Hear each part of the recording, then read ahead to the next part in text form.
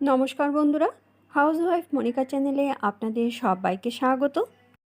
আজ আমি আপনাদের সঙ্গে এক ব্রেড টোস্ট রেসিপি শেয়ার করব।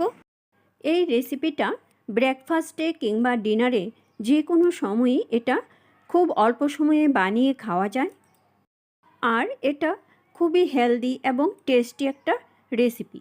চলুন তাহলে দেখে নেওয়া যাক আমি কিভাবে খুব অল্প সময়ে এক ব্রেড টোস্ট বানিয়ে থাকি।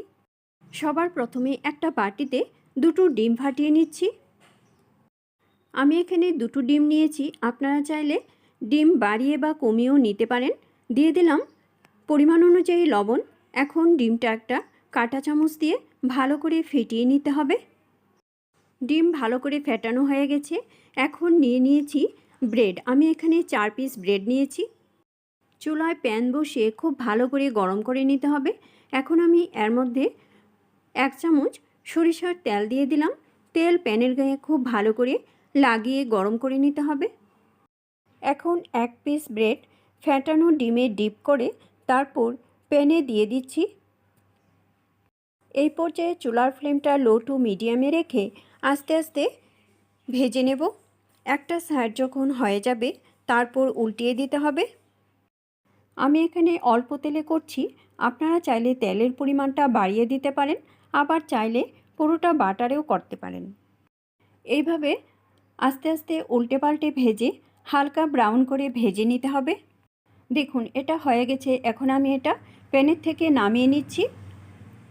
আবারও প্যানে 1 চামচ তেল দিয়ে আমি আরেকটা ব্রেড দিয়ে দিচ্ছি।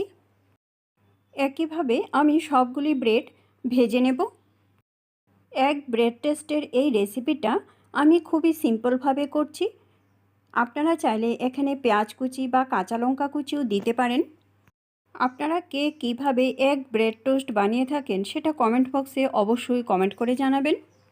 রেসিপিটা ভালো লাগলে অবশ্যই লাইক করবেন আর বন্ধুদের সঙ্গে বেশি করে শেয়ার করবেন। এইভাবে আপনারও বাড়িতে ট্রাই করবেন, আশা করি আপনাদের কাছেও খুব ভালো লাগবে।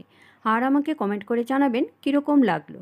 আমার চ্যানেলের নতুন দর্শক বন্ধু হয়ে থাকলে চ্যানেলটা সাবস্ক্রাইব করে আমার পাশে থাকবেন আর বেল আইকনটা অবশ্যই প্রেস করে দেবেন, কেননা আমি চ্যানেলে নতুন কোনো রেসিপি দিলে রেসিপিটা আপনাদের কাছে খুব তাড়াতাড়ি পৌঁছে যাবে। আপনাদের যদি কোনো রেসিপি দেখার ইচ্ছে থাকে তাহলে কমেন্ট বক্সে অবশ্যই কমেন্ট করে জানাবেন। আমি সেই রেসিপিটা আপনাদের সঙ্গে শেয়ার করার চেষ্টা করব। আবার আসবো নতুন কোনো রেসিপি নিয়ে। ভালো থাকবেন, সুস্থ থাকবেন। ধন্যবাদ।